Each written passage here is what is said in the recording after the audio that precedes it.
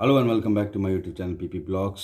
और हालत आप देख के सोच रहे होंगे कि सो के उठाऊँ। एक्चुअली मुझे कल आ गया था बुखार, तो आजकल बुखार आता है तो टेंशन हो जाती है, तो पैरासीटामोल खा लिया था और फ़िलहाल थोड़ा ठीक लग रहा है। और अब तो थोड़ा लॉकडाउन 1 तारीख जो है आ गई, 1 जून है आज, और काफ़ी चीज़ें में रियायतें मिल गई हैं। लेकिन अब जो है हमें ज़्यादा सावधान रहने की ज़रूरत है। वैसे भी अभी देश के हालात हैं बहुत ज़्यादा सही नहीं है उस मामले में, और काफ़ी चीज़ें हो रही हैं। एक तो कोरोना वायरस, कहीं तूफ़ान आ रहा है, ऊपर से चाइना बॉर्डर। तो बेसिकली ये वाला जो मैंने आज ब्लॉग बनाया है वो चाइना बॉर्डर पे जो अपना जो लद्दाख में दिक्कत चल रही है उसको लेके बनाया। क्या है कि मैंने व्हाट्सएप पे कुछ 2 दिन पहले एक वीडियो आया था, सोनम वांगचुक, आप जानते होंगे, उनका वीडियो मैंने देखा, तो मैंने सोचा कि मैं वो वीडियो इसमें डालता हूँ, आप भी देखो। अच्छा मैसेज है और बस उसी के लिए मैं ये ब्लॉग कर रहा हूँ। बाकी मेरी हालत ऐसी है नहीं अभी, बस यहाँ से ये आप वीडियो डाल के और मैं जो है फिर से टैबलेट खा के सोने वाला हूँ। तो अब सीधे चलते हैं उस वीडियो की तरफ, उसे देखिए, समझिए, और मैं मिलता हूँ आपको नेक्स्ट ब्लॉग में। नमस्कार, सलाम और जूले। मैं हूं सोनम वांगचुक लद्दाख से। आप में से कुछ लोग हमें जानते होंगे हमारे शिक्षा सुधार के कामों के बारे में, या फिर पर्यावरण के काम में, आई स्तूपा, आर्टिफिशियल ग्लेशियर जैसे कामों के लिए, या फिर आई लिव सिंपली जैसे ग्लोबल मूवमेंट्स जो कि सादा जीवन अपनाकर क्लाइमेट चेंज को रोकने के लिए लोगों को प्रेरित करती है। मगर दोस्तों, आज मैं इन चीज़ों के बारे में नहीं, बल्कि आप लोगों को एक बहुत ही ज़रूरी संदेश देने के लिए आया हूं, जो कि चीन और भारत के बीच अभी जो टकराव और तनाव की स्थिति बनी है, इसके बारे में आपकी क्या जिम्मेदारी है।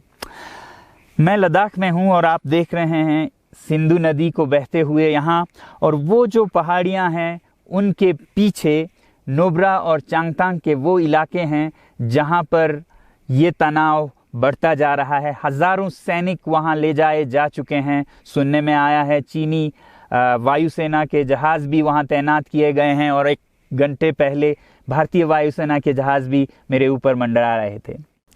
सामान्यतः जब सीमा पर तनाव होता है तो हम आप जैसे नागरिक ये सोचकर सो जाते हैं रात को कि सैनिक इसका जवाब दे देंगे।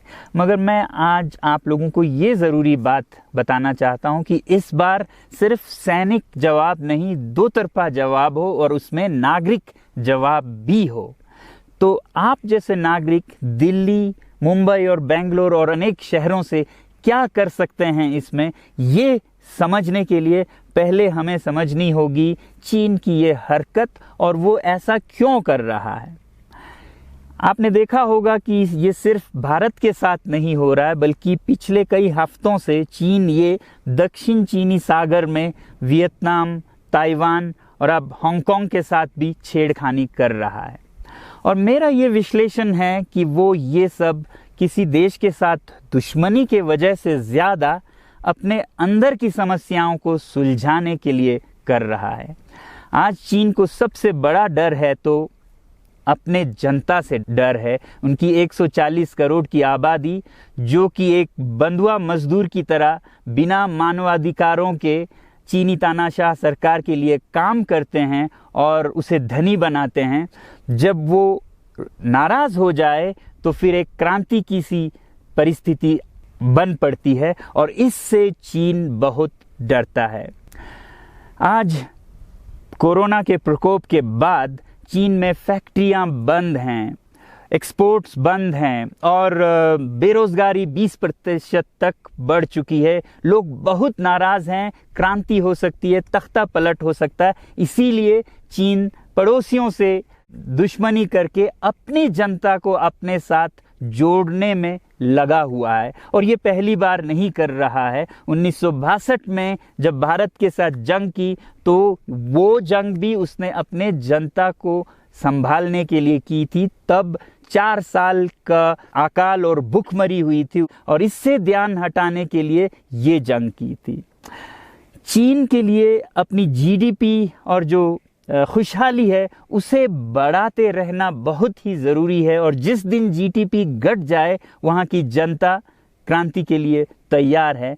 मैं तो कहता हूँ कि इस बार भारत की बुलेट पावर से भी ज़्यादा वॉलेट पावर काम आएगी, जो नागरिक पैसा खर्चते हैं चीन के सामान को खरीदने में। ज़रा सोचिए, हम आप भारतीय उद्योग को मारकर चीन से मूर्तियों से कपड़ों तक हर साल 5 लाख करोड़ के सामान खरीदते हैं, और फिर यह पैसा आगे जाकर हमारे सीमा पर हथियार और बंदूक बनकर हमारे सैनिकों के मौत का कारण बन सकती हैं। तो इसलिए अगर हमारे देश के 130 करोड़ लोग और 3 करोड़ जो भारतीय बाहर के देशों में हैं, सब मिलकर भारत में और बल्कि दुनिया भर में एक boycott made in China movement या अभियान शुरू करते हैं, तो आज दुनिया भर में चीन के प्रति रोष है। हो सकता है कि सारी दुनिया साथ आए और इतने बड़े स्तर पर चीनी व्यापार का बॉयकॉट हो कि चीन को जिसका सबसे बड़ा डर था वही हो, यानी कि उसकी अर्थव्यवस्था डगमगाए और उसकी जनता रोष में आए, विरोध और तख्ता पलट।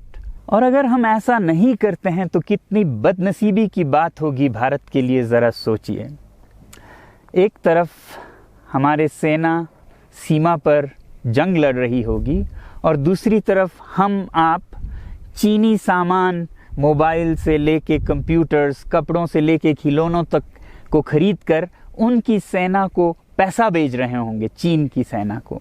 ये तो हुई हार्डवेयर की बात।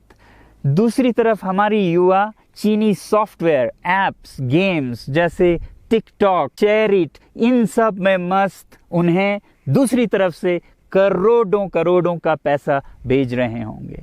तो इसलिए बहुत ज़रूरी है कि हम एक नागरिक जवाब ज़रूर दें और इसे एक अभियान बनाएं, ग्लोबल मूवमेंट की तरह। ये बॉयकॉट मेड इन चाइना का जो अभियान है वो भारत के लिए भी एक वरदान साबित होगी।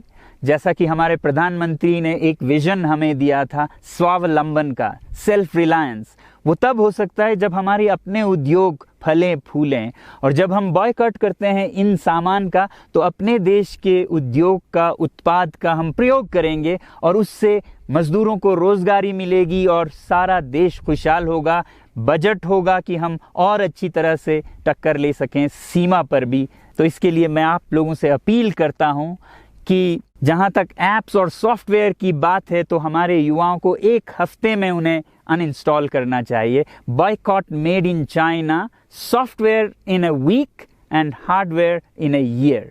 क्योंकि साजो सामान के लिए वक्त लगेगा हमारे अपने देश से और बाहर से विकल्प निकलने तक, तो उसे हम 1 साल के अंदर कर सकते हैं। तो ये हम न सिर्फ अपना प्रतिज्ञा करें, बल्कि 100 और लोगों को इसके बारे में समझाएं, शेयर करें सोशल मीडिया पर, और हमारी जो मीडिया है वो जनता तक, देश के कोने कोने तक पहुंचाए। और जैसे ही इसका असर दिखने लगेगा, इंटरनेट से ऐप्स लाखों में, करोड़ों में अनइंस्टॉल होंगे, तो चीन को संदेश साफ जाएगा और यही एक तरीका उसे मेज़ पर पहुंचा सकती है जहां पर कि बातचीत हो शांति की।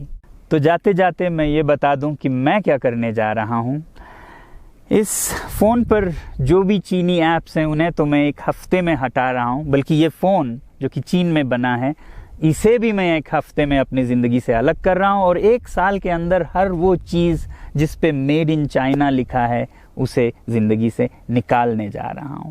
हमें चीन से, चीनी लोगों से कोई समस्या नहीं है, चीनी सरकार और उनकी रवैयों से समस्या है। जब तक चीन में परिवर्तन ना हो, हमें ऐसा करना होगा।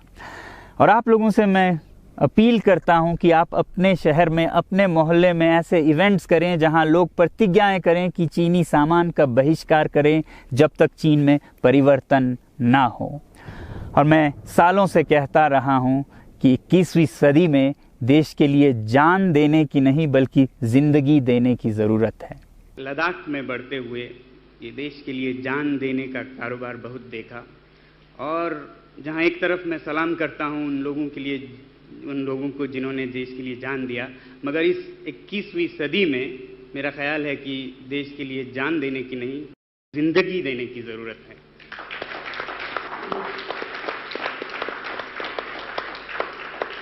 तो आप भी निभाइएगा अपना रोल जय हिंद।